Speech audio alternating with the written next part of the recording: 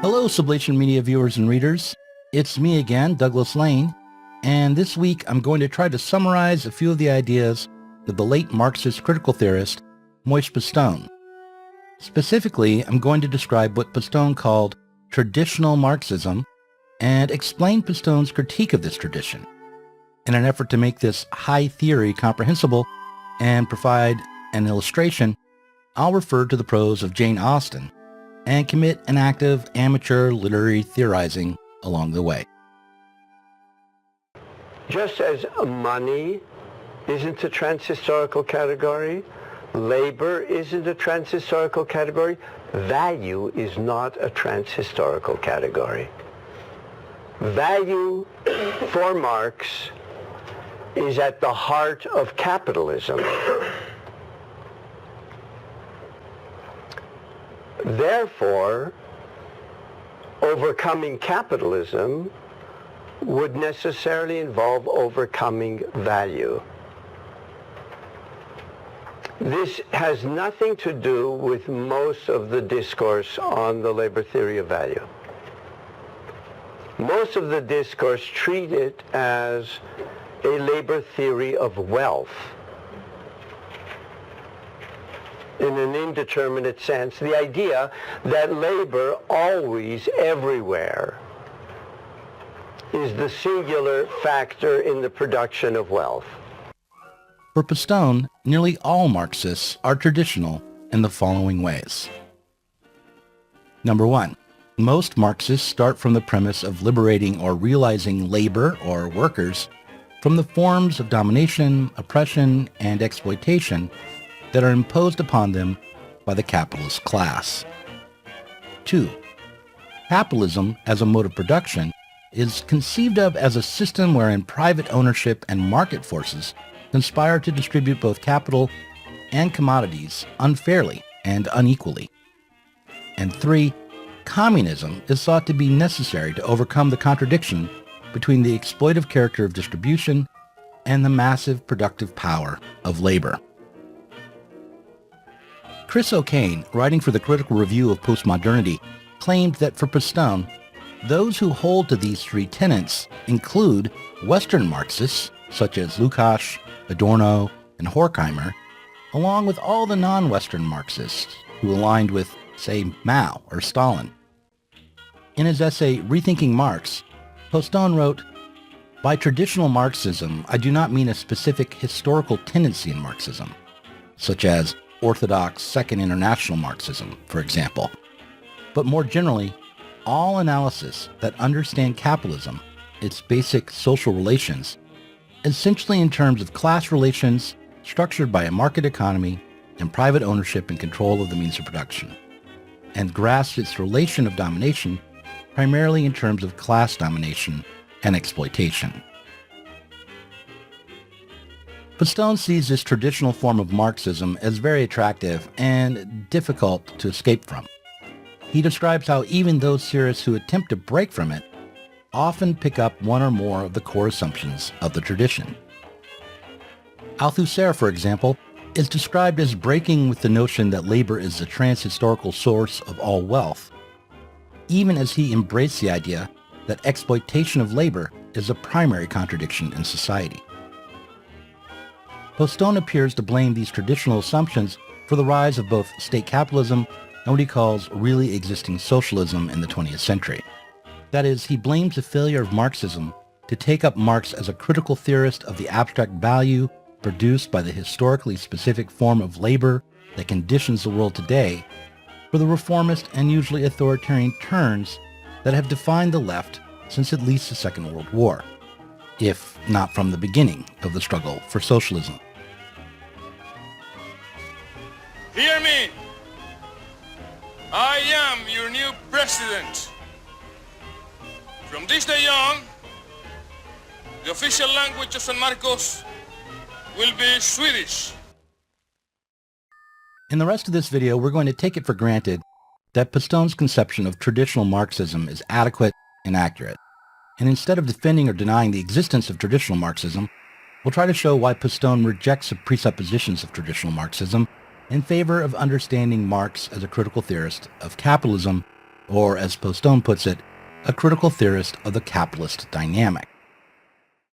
To explain Marx's theory of this dynamic of capitalism, Postone points to a shift in Marx's thinking that was documented in the Grundrisse, a book composed out of 7 notebooks he drafted while working in exile out of the British Museum. While beginning the notebooks by examining trans-historical categories such as production and labor, by the end of the rough draft, Marx had arrived at the category of the commodity. The commodity, as Marx wrote about it, was not a trans-historical category, but belonged to capitalist society in particular.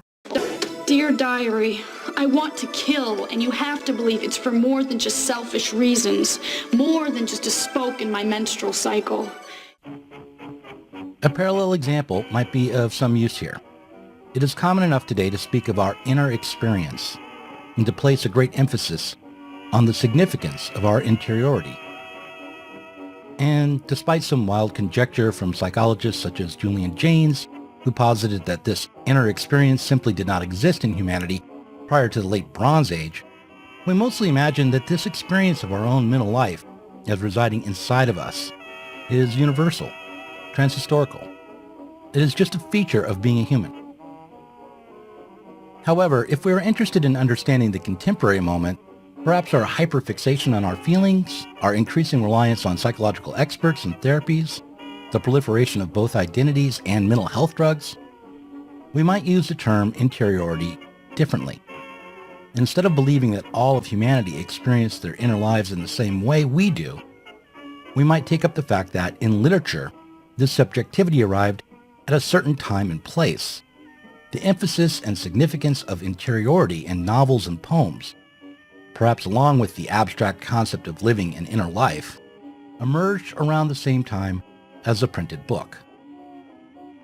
To understand the significance of interiority historically through literature, we can't refer to just any example at all of characters having experiences, to characters thinking or perceiving, but rather we have to understand how this interiority gave shape to the prose or the writing, and to the types of stories that were told. For example, in the novels of Jayne Austen, modern interiority altered and extended the range of what third-person omniscient narration was capable of revealing. Here's an excerpt from her novel Persuasion. Anne Elliot, with all her claims of birth, beauty, and mind, to throw herself away at 19, involve herself at 19 in an engagement with a young man who had nothing but himself to recommend him and no hopes of attaining affluence but in the chances of a most uncertain profession, and no connections to secure even his farthest rise in that profession, would be, indeed, a throwing away, which she grieved to think of. Anne Elliot, so young, known to so few, to be snatched off by a stranger without alliance or fortune, or rather sunk by him into a state of most wearying, anxious, youth-killing dependence? It must not be, if by any fair interference of friendship, any representations from one who had almost a mother's love and mother's rights, it would be prevented. Without resorting to the first person or to an interior monologue, Austen gives us the opinions and feelings of one of the characters, Lady Russell, through a technique known as free indirect speech. And this new literary device, indirect speech, complicates the meanings in a text and demands a new form of reading. To track who is speaking, to decode the text, requires both more and a new form of attention. The literary effect that Austen achieves is new. It undermines the narratives and the narrator. Once our stories depicted the inside of characters, when our literature became subjective, the world and meanings novels and poems represented became inherently unstable and ambiguous, which created a reading style that was founded not upon straightforward discovery, but on suspicion and irony.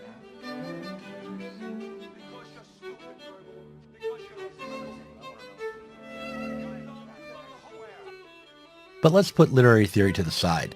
The point I'm trying to raise here is that what might seem like a simple aim, the goal of depicting the inner life of fictional characters, created a new dynamic in literature. Austen's indirect speech was just the beginning of a general trend towards a modern sensibility in the arts, and specifically in literature.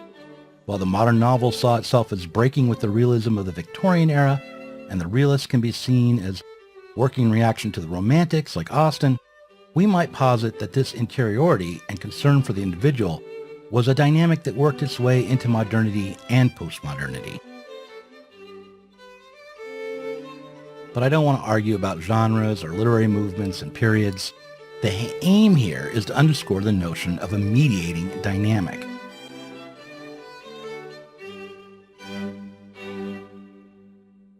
Postone's reading of Marx is aimed at understanding how what seems like a trans-historical category can be understood critically as historically specific to capitalism.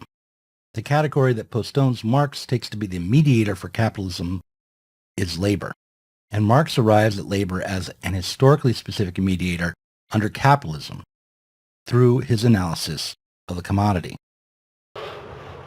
Now I have a problem.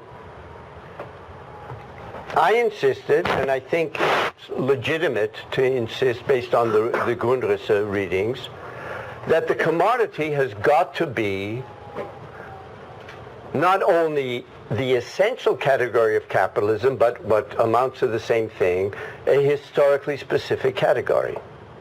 If it weren't historically specific, it couldn't be what is essential to capitalism. It could be maybe what is essential to human life, but not what is essential to capitalism.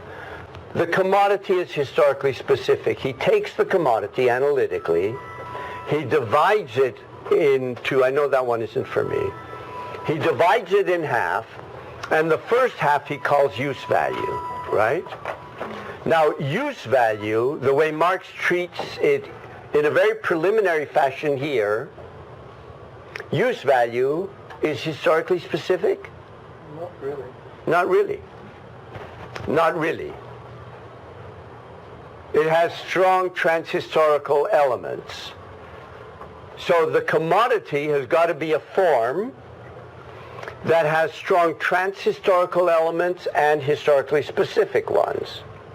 Now, what did we say was the form of wealth that's specific to capitalism? Value. So value has got to be the dimension which is historically specific. Okay? But then, when you follow him, what do you end up with?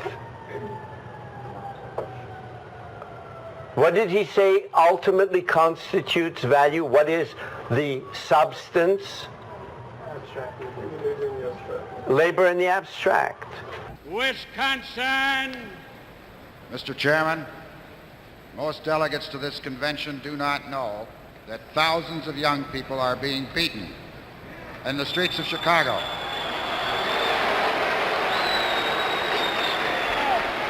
And for that reason, and that reason alone, I request the suspension of the rules for the purpose of adjournment for 2 weeks at 6 p.m. to relocate the convention in another city of the choosing of the Democratic National Committee and the presidential candidates. Wisconsin is not recognized for that purpose. Many people have complained that Postone's reading of Marx is apolitical, or more specifically, that his theory that capital, or value produced by abstract labor, is a subject of society rather than a class of workers known as a proletariat, leaves us all without a political project, a political class, or a revolutionary vision. In the Communist Manifesto, Marx sounds like a traditional Marxist when he writes, quote, "We have seen above that the first step in the revolution by the working class is to raise the proletariat to the position of ruling class to win the battle of democracy. The proletariat will use its political supremacy to wrest, by degree, all capital from the bourgeoisie, to centralize all instruments of production in the hands of the state, i.e. of the proletariat organized as a ruling class, and to increase the total productive forces as rapidly as possible. Of course, in the beginning, this cannot be effected except by means of despotic inroads on the rights of property and on the conditions of bourgeois production, by means of measures, therefore, which appear economically insufficient and untenable, but which in the course of the movement outstrip themselves, necessitate further inroads upon the old social order, and are unavoidable as a means of entirely revolutionizing the mode of production. Certainly, Moishe Postone believed that Marxist thought developed and that he moved away from the traditional Marxist concepts that can be found in the Manifesto. Instead of a traditional Marxist political project that would operate in the interests of the working class, instead of a revolutionary politics that aimed at realizing the power of labor, Postone believed that the aim of any really revolutionary Marxist project would be to abolish not just the class position of the proletariat, but even more, the category of abstract labor. But where does that leave us politically? In his essay, Moishe Postone's New Reading of Marx, Chris O'Kane tries to provide us with a simple answer. I don't think it's a bad one. Quote, overcoming of capital can only come about by negating the alienated second nature of capitalist labor through the self-abolition of the proletariat, an act that will establish humanity as an historical subject for the very first time. This leads to an expansive conception of the proletariat, a conception where the proletariat is anyone who develops such a system-transcendent consciousness on the basis of grasping this non-identical moment in capitalism's dynamic. Kind of complicated, but if we read this aim back onto the Communist Manifesto, our priority becomes not the seizure of capital as capital, not the taking of state power as state power, but most of all, the revolutionizing of production.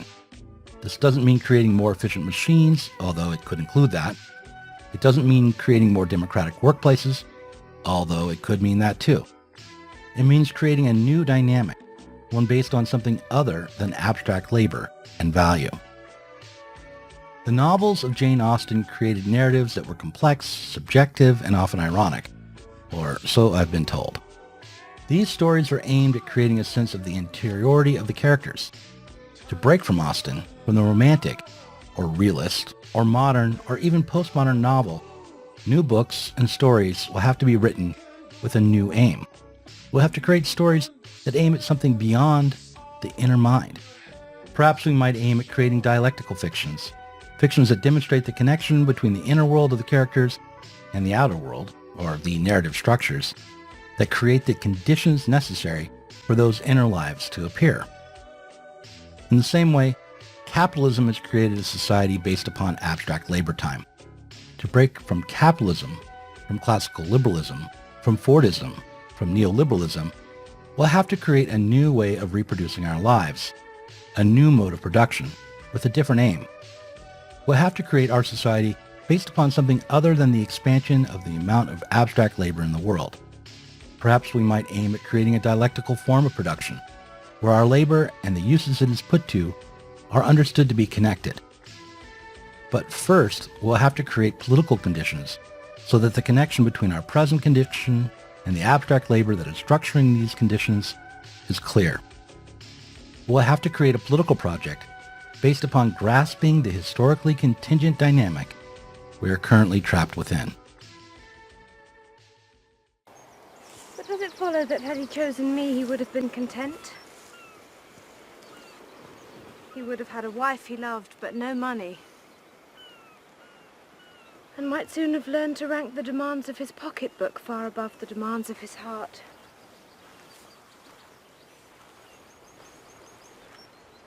If his present regrets are half as painful as mine, he will suffer enough.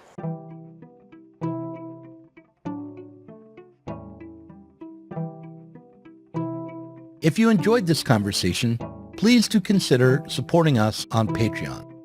Our patrons help to make sure that Sublation Media can continue to provide interviews, videos, books, and articles that are critical of the left from the left.